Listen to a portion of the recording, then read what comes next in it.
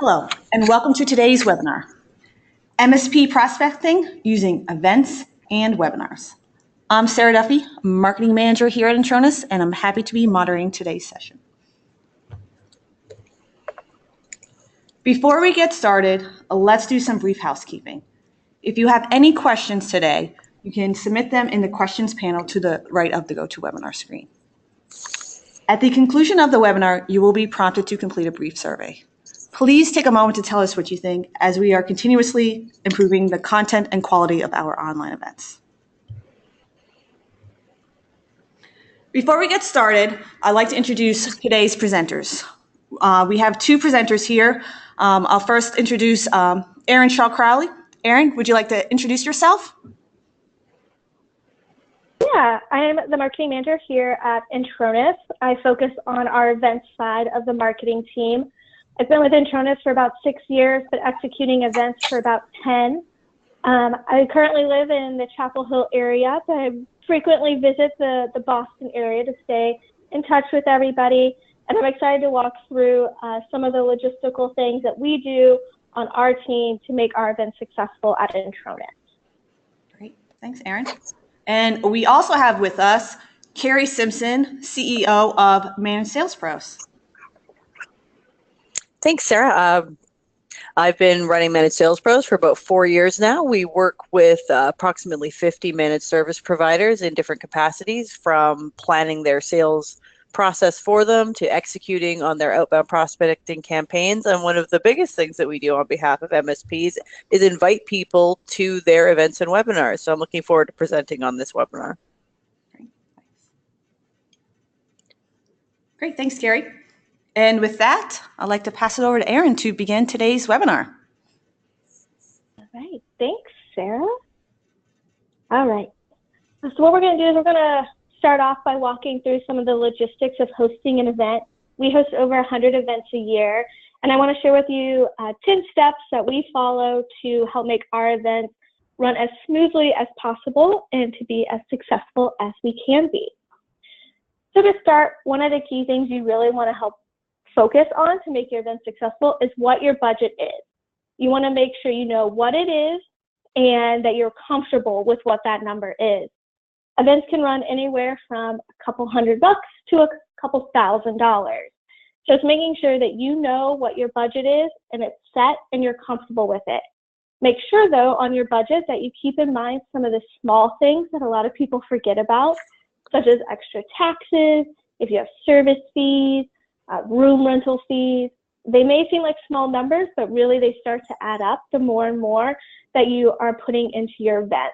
So another thing I suggest is keeping that running tally in a spreadsheet, keeping an eye on it, making sure you're updating it daily, weekly, and that bottom line isn't getting too far over what you initially put aside for your budget for your event. So now that you have that set in place, let's think about what the goals are, what you want from your event. You want to make sure that you're clear about what your goal is, that everyone involved within the event knows what the goal is. I suggest putting it up somewhere, putting it in black and white. This is that reminder of this is what we want to do, and as a team we're going to be able to execute it because we can see it every day. You also want to make sure that you understand what your event is going to be focusing on. Are you focusing on bringing in prospects? Are you focusing on just networking and getting to know more people within the industry? So it's making sure that what your goal is really helps back what you really want the event to be about. So next, you want to make sure that you have a timeline in place. With the timeline, you want to make sure that you're giving yourself enough time, making sure that the timeline isn't just for, checking things off, finding a venue, setting that goal, but making sure the timeline is also set up for your promotional side. Making sure you're giving yourself and your team enough time to get the word out about the event so you can get the best turnaround and the biggest attendance rate that you can get. So another key thing you'll want to focus on is the venue. This has been the biggest learning curve for myself and for my team. Sometimes you think going right in the heart of the city is the best thing to do, and Some places it might be, but in some places it might be taking it out just a little bit. Boston is a great city. It's somewhat easy to get to, but it may not be the best location. So looking at towns such as Waltham or Burlington may be a little bit easier for your attendees to get to. You know your city's best, so making sure that you take that knowledge and using it to your advantage. Some other things to think about when picking your venue, which we've come to learn is very important, is parking. Work with your venues, see if they have valet parking, see if there's a parking garage that they validate. So it's working within your venues on little things such as that. Also, another thing to keep in mind is your traffic flow. Like I said, you know your city best. So picking a venue and a time of day where they're not going to get stuck in the flow of traffic going into that area or out of that area. You want to make it as easy as possible for them to get to you, because then you'll really see your attendance numbers increase. Another thing you're going to want to make sure that you have very clear is an agenda. You will want to make sure that this is planned in advance so you can share it not only with your team, but with the attendees. Make sure you highlight whatever big news you want to cover at this event. Are you going to talk about a new product? Is there going to be a big executive there? Is your CEO going to be there? Is your CFO going to be there? Make sure to highlight that. That is something really important. People want to know that they're taking time out of their day. They're taking time out away from their business. Make sure to really show them that there's a purpose. Also make sure to highlight if there's any networking opportunities and if there's question and answer time with you. They are just as excited to see you and pick your brains and get to know more about you as you are them. It works both ways, very similar to an interview. You want to make sure that everybody knows that they're special, they mean something to you. So make sure to highlight that and highlight those key times in your agenda. Mobilizing and working with your team is going to be one of the key things to make your event successful. You have a goal, you have a budget, you have a venue, an agenda. Now it's really time to focus on getting the attendees there. So make sure your team is fully prepped. Make sure when you hit the phones that they have a call script. They can answer those who, what, where, when questions. Make sure they know some of those little details such as who is going to be there, who the guest speaker is, where to park, what time they should get there. Having someone on the phone be able to answer those questions goes a long way. Also have a plan of action on how to keep track of who has been invited and what their response is. If you are a financial company and you want to make sure you have CFOs there, make sure that that's who you're reaching out to. You're going to want the CFO there over a sales rep. So make sure that that is communicated through your teams. Also work on creating a form of a document to show who you've contacted, not only the company, but the actual individual and what the response was. You're going to want to make sure that you have as close to a number as you can.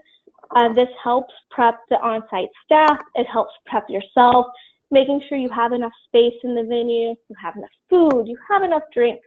Kind of keeping track of that attendance number really will help you in the long run. So as we talked about the timeline, you kind of want to make sure that this is communicated as well as executed. Here's a snapshot of what we use when planning our event. It kind of gives you an idea of how to plan things out. You want to make sure to give yourself a couple days here or there. There's going to be one or two tasks that are going to pop up that someone's going to take a little longer to do, or there's going to be they're waiting on someone to get back to them. You want to make sure to build in a day or two just to give yourself time to stay on track and to know that when you're 2 days out, that you're ready, that you have everything set and you're good to go. So talking about that day or two out, it's your preparation days. What I always suggest too during this is having someone else do it as well. 4 eyes are always better than 2. To me, this is the most important part. You want to make sure that you have everything packed up, you have name tags, you have your checklist. Also, a great thing to do during your preparation days is to touch base with your site that you're going to. This kind of opens that door of communication, making sure all I's are dotted and T's are crossed, making sure that they have an idea of how many people are going to be joining you. So then when you walk in, you have more of an idea what you're going to walk into, and that staff at on-site, they know what they're walking into.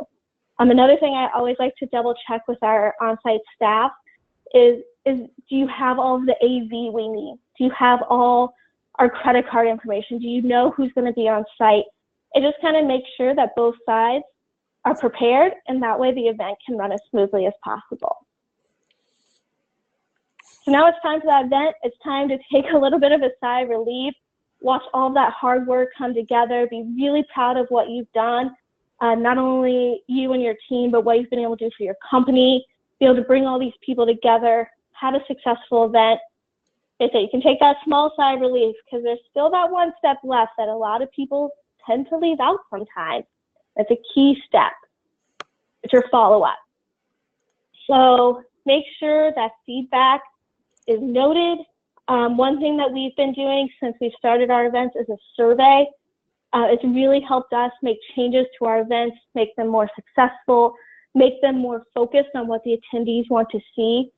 The best way to make an event better is to get the feedback from those who are there.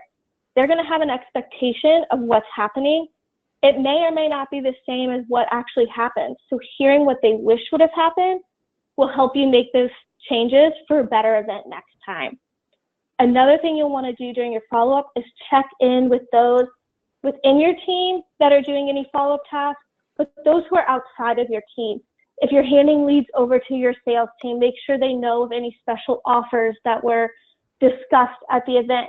Make sure they know if they attended versus non-attended. It's going to change their conversation. So it's touching base with everyone who's going to be involved from here on out. Once you hand those tasks off, once you work through what you need to work through on your end, you can definitely take that big sigh of relief. Take a day for yourself, go enjoy something, and get ready to do it all again.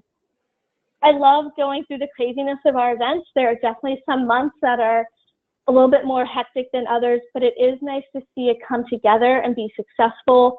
Watch our company, from the marketing to the sales to the product teams, really come together and make these events a success for everyone.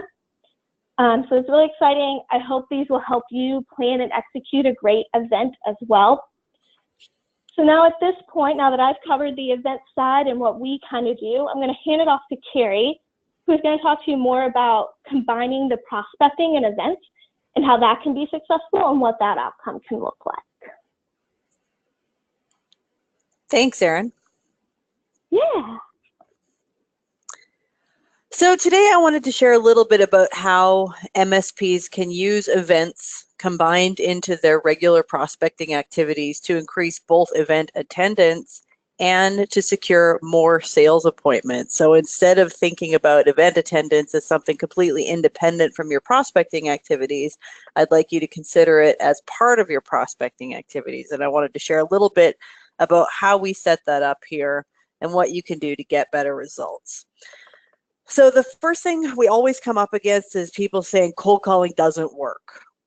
And I am here to tell you that it very much does work. Our MSP clients are currently seeing somewhere between 500 and over 1,000% ROI on their cold calling campaigns over a 2-year period. So cold calling doesn't work quickly, but cold calling does work really well. Your potential clients don't include a high percentage of millennial buyers. So if you think about the people that own companies that have 50 computers, most of them aren't in their 20s and early 30s. They're in their 40s and 50s and older than that. People who, like myself, were raised using the telephone to run their businesses, and most of them are still doing that. Old school still works. So don't let your personal bias affect how you are building your business. Just because you don't like receiving a telephone call from time to time doesn't mean that everybody in the market feels the exact same way as you do. There's lots of ways to build your business. Cold calling is only one of them, and we would never suggest that it's the only way to do it, but it's something that shouldn't be ignored. It's not getting easier, though. Cold calling was a lot easier 10 years ago. The ratio of dials to appointments used to be 100 to 1, and you could almost, it didn't matter what industry you were in or what vertical you were calling, the ratio always looked about 100 to 1. Now it's closer to 300 to 1, and that's a lot of calling. So how can you call smarter instead of harder? Instead of having to make those 300 calls, how can you get that down to 200 maybe, or even lower than that? Volume is always going to affect your prospecting programs. So your campaigns are always going to be dependent on a certain number of phone calls to be effective. You're not going to be able to pick up the phone, make 5 phone calls and close a deal, or invite 5 people to an event and expect that all 5 of them are going to show up. So your goal is going to be to create better campaigns, build better processes, try to automate what you can without losing that personal touch.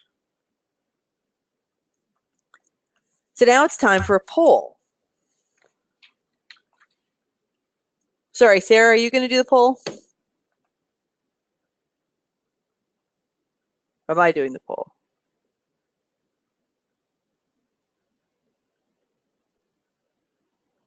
I'll do the poll. So, are you currently prospecting to drive attendance to your events? So, if you can pick one of the choices, yes, you're using prospecting, telephone prospecting to drive attendance. No, but you're thinking about it. No, but you're interested in learning how to do that.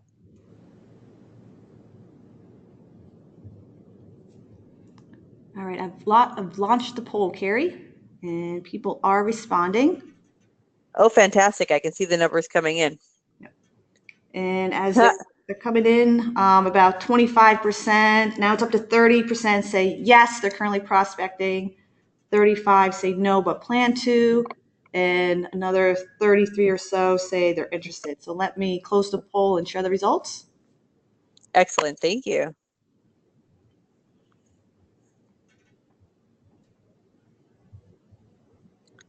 All right, so 29% of attendees today are already using prospecting to drive attendance to events. 38% are considering doing that, and 33% are interested in learning how to do that. So that's fantastic. I hope you'll get a lot of great information on the slides that we're going to follow up with here.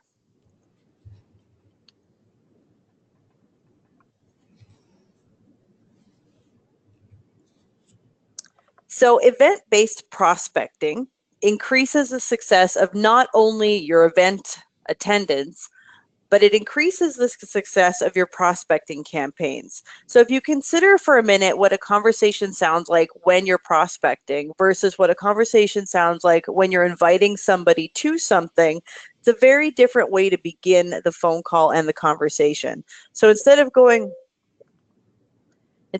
directly into a, hey, I'm this person and I'm trying to sell you this thing, you're starting the conversation from a very different point, like, hi, we'd really like you to attend this event. That's a very non-threatening, very open way to begin an interaction with somebody. So people are less threatened by it. They're less likely to shut down quickly on it. Event invitations are a great way to break the ice with gatekeepers. So instead of calling a gatekeeper and asking for somebody like, can I speak to Joe Smith, please? Well, what's the purpose of this call? Oh, I'd like to invite him to, insert name of event here. So it's very rare that a gatekeeper would consistently block their boss from being invited to something interesting. Are you inviting someone to a golf tournament? Do you think the gatekeeper is going to say, oh no, you're not allowed to talk to him? Or are they going to put you through or potentially pass the message on? One of the great things about interesting events is it allows you access to the C-suite, even if it's only for a moment or only with a message, where ordinarily the gatekeeper might just shut you down completely and never allow you access to the person that they are trying to, really, whose time they are trying to protect. So if you're calling in to invite somebody to an event versus sell them something, the odds on you getting connected to that person increase. Event calling creates more attendance, obviously, but your goal when calling for the event is really like the secondary reason or secondary purpose for your call. Your goal should always be to get that sales appointment. The event just creates a nice segue into the opportunity to ask for that. So with that, the next poll talks about where are you finding the leads that you're calling? And we've got a couple of choices here for you to choose from. So Sarah, if you could launch the poll on this one. All right, I got it this time.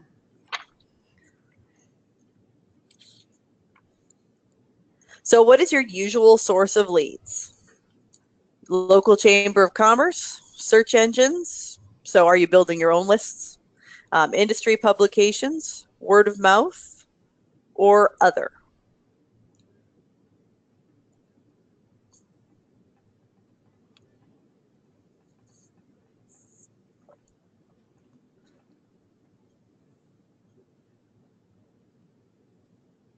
All right.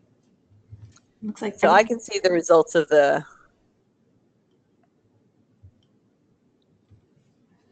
So the biggest source here is word of mouth, which is fantastic, and other. Now I'm going to assume, and perhaps that's incorrect, but I'm assuming that other is people are purchasing lists from different list brokers, places like Dun & Bradstreet or Info USA or similar places where you can go punch in the information that you want and then just buy a set number of leads, which is usually the way that we recommend acquiring leads, right? Regardless of where you're going to get your leads. How do I move on from here? Can I do that? Got it. So when you're purchasing a list, cold lists make for much longer sales cycles, which is one of the nice things about events. It warms up your list a whole lot faster. So most purchase lists are about 30% garbage. The people that are listed as being the decision maker aren't there anymore, or they aren't correct, or the phone numbers are wrong. So if you purchase 1,000 leads from a list broker, odds are 300 of those leads are going to be useless to you.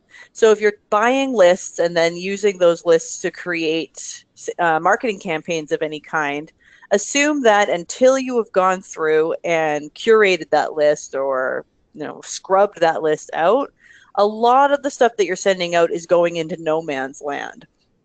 So marketing to a list that you haven't personally paid any attention to means a lower probability of success. Like, it essentially means that you're wasting 30% of your effort at any given time. So if it's 30% of your calling, that means 300 out of those 1,000 calls went to nowhere. If you're buying email lists, traditionally those are far more expensive than just phone number lists. So if you're going to pay extra for email addresses and then email your invite out to that group without ever touching that list, odds are you're wasting 30% of your budget, at least your lead procurement budget, on buying email addresses to people who may not even exist at this point, who may have left the business or who may not ever have been the correct person to contact. So calling before you email people opens. It increases your ability to get appointments with people prior to the event. And it also ensures that the people that you're emailing on a regular basis are the correct people, instead of just constantly sending out emails to people who may or may not even be the correct person for you to talk to. I noticed that a lot of the people mentioned that word of mouth and Chamber of Commerce was a great place for them to identify leads. Starting with who you know is always the best way to begin prospecting. So if you've got companies that regularly refer to you, reach out to those companies, talk to them first, and find out who else they know. Anybody who's willing to provide you with one referral, more often than not, will be willing to provide you with multiple referrals. So start there and then start talking to those people, and they'll tell two friends, and they'll tell two friends, and so on and so forth. Once you've exhausted your current network, that's the time to start adding in those cold leads, and try and add them in at a manageable pace, instead of choosing 1,000 cold leads and then trying to manage contacting 1,000 brand new people that have never heard of you all at once. So there's a couple of different kinds of events that you can host. You can host a learning event, you can host a networking event, you can host a webinar, and primarily the webinars that we see in the market right now having the most success are focused on current events. So a learning event in this context usually features a speaker and a topic that isn't generic. So you wouldn't just say, come learn about IT support. You would want to feature a very specific issue or activity. And the speaker that's featured at that learning event shouldn't be you, the business owner. Although you should introduce that speaker and say a few words about your business. Nobody wants to come to your office and listen to you talk about your business. That is not an event. That's just a sales pitch. So if it sounds like a sales pitch, nobody's coming. So keep it educational. Try to identify something and someone that can speak on a relevant topic in your community that will pull business owners and leaders to your event. Focus on one specific challenge. One of the things that we've seen a lot of people have success with is currently around security. And it's a little known fact that if you call your local FBI office, they will, with enough planning, provide a speaker for events like that. So there's lots of interesting things that you can do in your community to start becoming known as an expert. But you don't have to be the primary focus of the event, right? You're going to be the person who invites people to the event. You're going to be the person that hosts the event, but you shouldn't be all of those things and the featured speaker at the event. Hosting networking events is a great way to start getting more buzz in your community. You can host your clients, prospects, referral partners, with the goal being getting them to bring other people, primarily people that are in the verticals and of the size that you are targeting. If you can schedule a reliable and predictable networking event every once in a while, same place, same time, all the time, predictable. People know that every third Tuesday they go to this place and there's this event. That is a great way to start collecting more leads and become known as a community connector. So more importantly than being known as a really great salesperson in your community, are you known as the person who can always find the right person for something else? So when you're prospecting, or when I'm prospecting, first, of course, I want to see, are they a good fit for my services? But if it turns out that they aren't, who do I know in my network that can help them wherever they are at their stage in business currently? So if they don't need outsourced lead generation, for example, maybe they need to talk to a recruiter. Do I have a recruiter in my network that I can introduce them to? The goal of these networking events is to start connecting people in the community who then bring all of their leads back to you when they identify them. So I encourage people to invite other people to your events. Make it easy for them to do so. There's actually an interesting story about an MSP in my hometown who started doing this. It's a company called Oxygen in Winnipeg, Manitoba, and the business development rep there started hosting a regular networking function. It is now one of the biggest networking events in our city. It is now called the Manitoba Executive Network, and it is a full-on side hustle for that guy now. Like, he's created an event from this simple, like, I'm trying to gather new leads, trying to gather new leads, trying to gather new leads, all of a sudden turned into, now I have a full-blown business that does nothing but create referral networks for people. It was really exciting to watch. It took him about 3 years, and the growth of that company has been pretty impressive. So networking works. You just have to get everybody in the same spot at the same time, focused on the same thing to be able to do that. Webinars are a little more challenging. Webinars, you almost have to capitalize on things that are happening right now that people are finding alarming. So if there's a natural disaster, that's a perfect time to have a webinar. Probably not if the natural disaster happened in your city. So if a hurricane hits your city, don't have a webinar 3 days later telling them what they should have done differently. Nobody wants to hear that. But if it's happening, 3 states away, it's a good time to start talking about how to prevent that sort of disaster from impacting your business. WannaCry was another perfect example of something that people could capitalize on to create webinars. When people start to panic and don't have the information that they need, or are gathering information from disparate news sources, having a webinar as an expert known in the community all of a sudden becomes a way that you can draw those people in and have them engage with you in a different way. The best thing about webinars is it's easy for other people to participate in them. They don't have to drive anywhere. They don't have to do anything.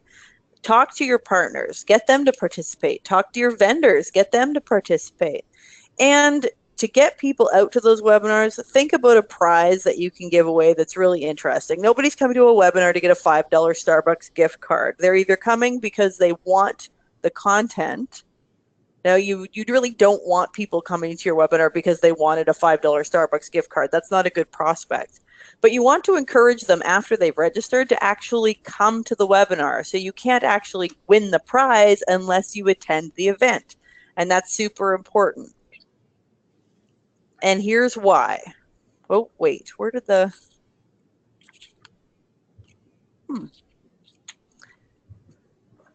Sorry, The no-show? my slides are mixed up. What? That's the one I'm looking for.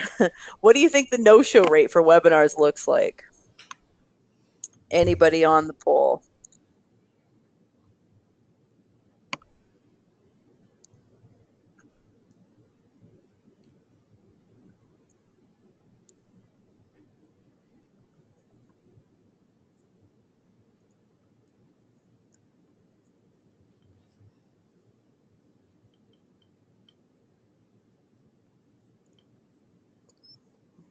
All right, I will close the poll now and share the results. Excellent.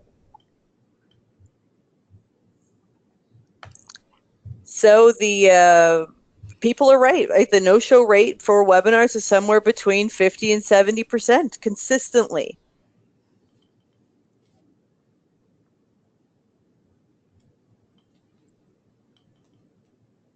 Oops.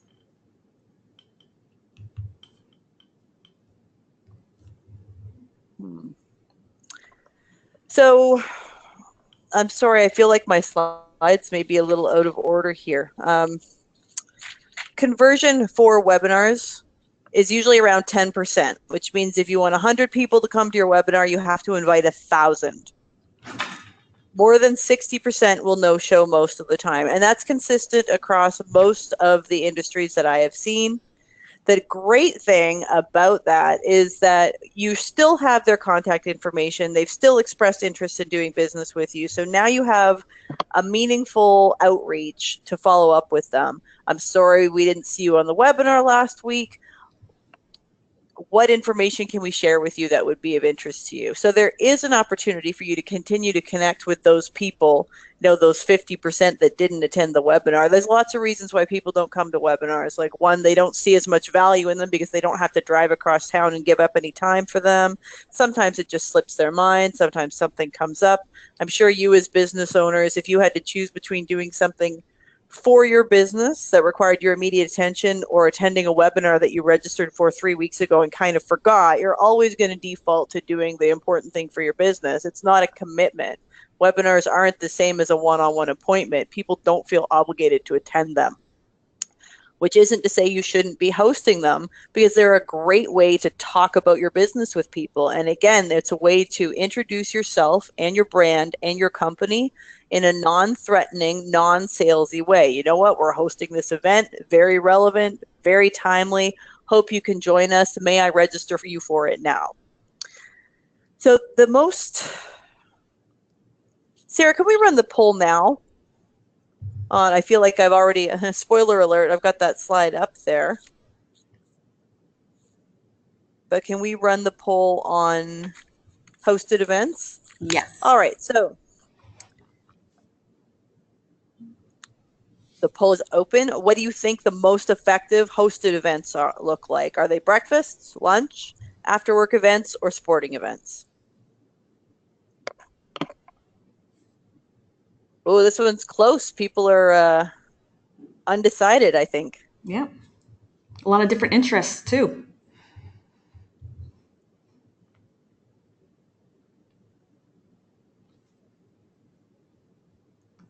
I will close the poll and share the results. And you know what? You guys are bang on this one. We've got, so a sporting event, first and foremost, is usually the best attended, even if it is some sort of, like, even if it's the farm team or, a college game or just something. If you can host a box at a sporting event, that is usually quite attractive to prospects, especially if you allow them to bring someone with them. So if you have an afternoon event, even on a weekend, and allow people to bring their families to it, they are more inclined to attend that event. If you're having an after work event of any kind, I encourage you to allow them to bring a +1. Breakfasts always work better than lunch or after work because nothing has gotten in the way of them attending yet at that point. And lunch is the least well attended of all of the events. So good guessing.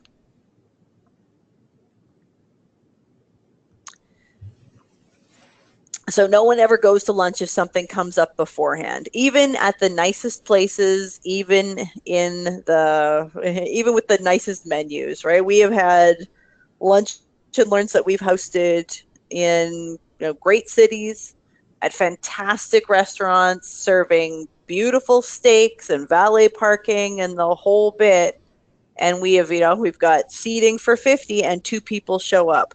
When things happen or when traffic happens, nobody goes to lunch. Having an event at your office isn't that attractive. So while it may seem far more affordable to host people in your office, unless you've got an office that is overlooking the ocean and all of your furniture is new and beautiful and stunning, and you've got a billion bright gauge dashboards that are impressing the heck out of your guests, having an event at your office is just like six people sitting in a boardroom, and nobody's that interested in attending stuff like that. So try and think about where can you have your event that is visually appealing, where people walk in and go, wow, this is a nice place. So it doesn't have to be an expensive place, it just has to be a nice place. If you're going to have a post-work event, make sure that post-work event is pre-rush hour. So you want to get them committed to attending and out of the office by 4 o'clock on their way to your event before rush hour traffic hits and they just decide to take the exit and go home because to heck with this, I'm not driving in this mess. Right? If there's no parking, and I know Aaron touched on this stuff earlier, if there's no parking, nobody's coming to your event. Nobody's paying $40 to park their car to come get sold to, which seems ridiculous, especially if you're having something nice like a scotch tasting or a wine tasting. But people really don't want to make that out-of-pocket commitment, even for something as simple as parking.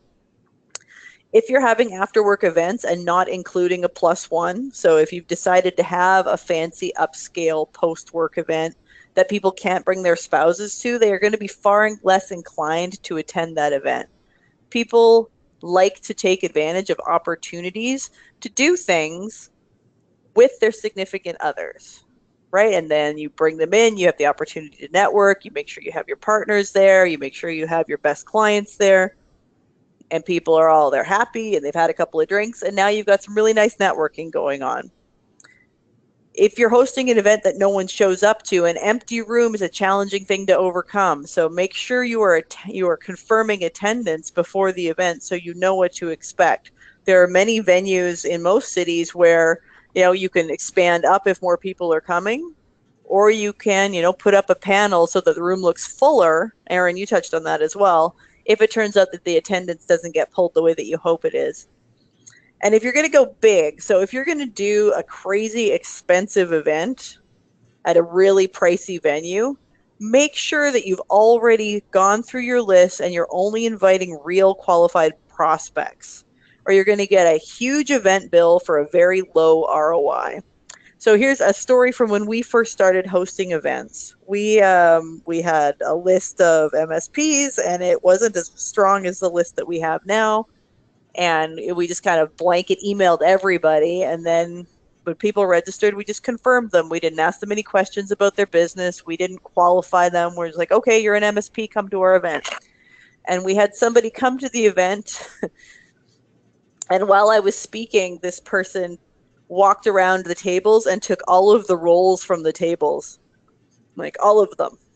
And then he started scraping the onions off the top of the rolls with a knife. So I was speaking, and the only thing you could hear was scritch, scritch, scritch, scritch, scritch, scritch, scritch. And then he would take the bread roll and put it in his shopping bag. And that's what he did for the entire event. So I learned my lesson at that particular event to qualify who is coming to your event, especially if you're hosting a nicer, pricier event. Like you don't want people that you're never going to do business with there. You don't want people who are only coming for the free lunch. You want genuine, interested prospects there. And we already did that poll, so we don't have to do that one again.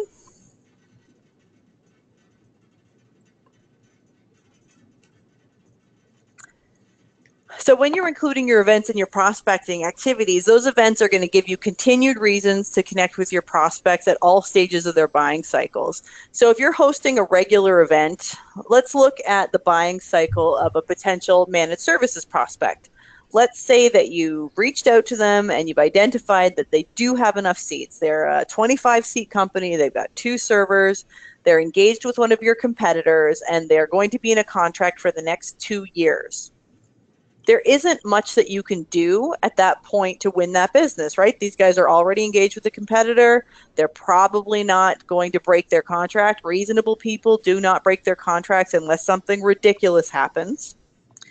So at that point in the process, how do you stay engaged with a prospect that you know is a good fit for you? And you know that they're a good fit because they already understand the value of managed services. They're already buying it from a competitor. You know your competitor's rates so that you know that they have the budget for it. And odds are, eventually everybody makes a mistake. So if you can stay in front of this company on a regular basis, get to know them, develop a relationship with them, when their current MSP drops the ball, and their current MSP will drop the ball at some point, now you've got a regular in with this company. So if you're inviting them quarterly to the events that you're hosting in the city and they're attending them, you're continually connecting with them. They're coming to your events and you call them afterwards. Hey, it was great to see you there.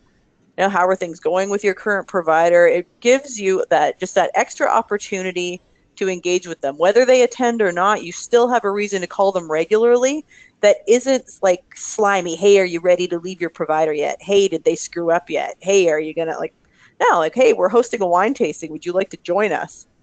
Very non-threatening phone call.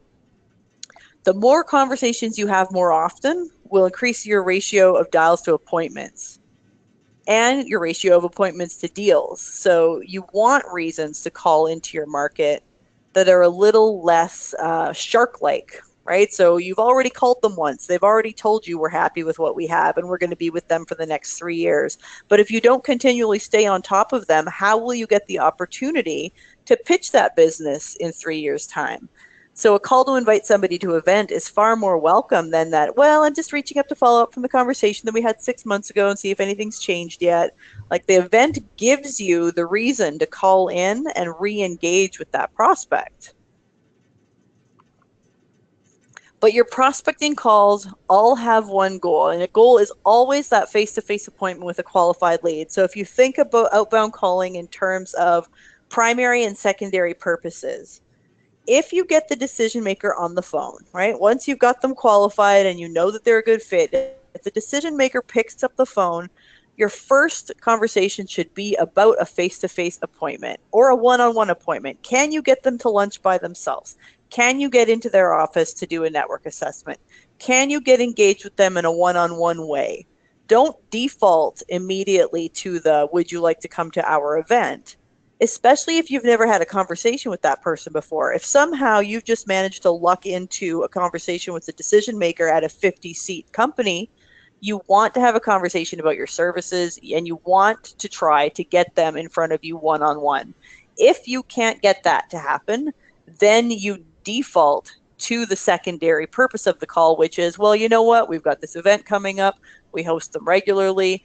Would you like to join us? Can I register you? Will you bring a +1? Are you a vegetarian? So on and so forth. So the first discussion should be trying to get in front of that person to pitch them your managed services. And then the secondary purpose of the call is that event invitation. So the invite might be the reason from the call for the call, but it's always the secondary purpose of the call.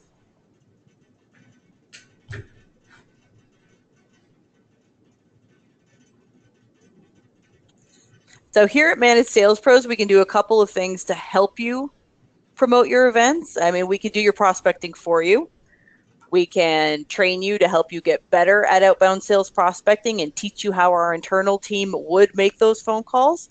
And then thirdly, we do one-off event invitation programs. So if you're having an event and you don't want to make those phone calls, you can just send that list over to us and we'll make the phone calls for you. So thanks for letting me participate in today's event. Sarah? Great. Thanks, Carrie. And thank you, Erin, as well.